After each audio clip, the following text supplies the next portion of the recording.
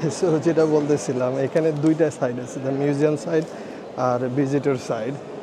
So ওরা যে 25 euro টিকিটের কথা বলে, এটা শুধু জাস্ট এই সাইডটা দেখার জন্য। আসলে এই সাইডে লিটারালি কিছুই নাই।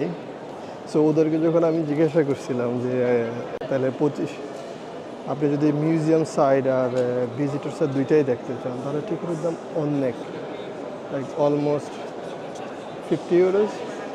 বাট ওরা সবসময় বলে 25 euro.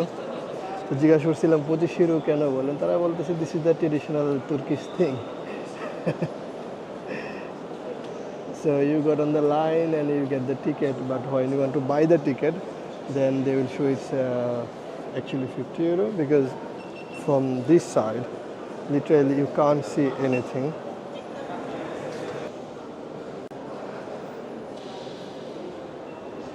So normally visitor side থেকে যেটা হয় কি, নিচে মসজিদে যে নামাজ পড়ার অংশটা দেখা যায়।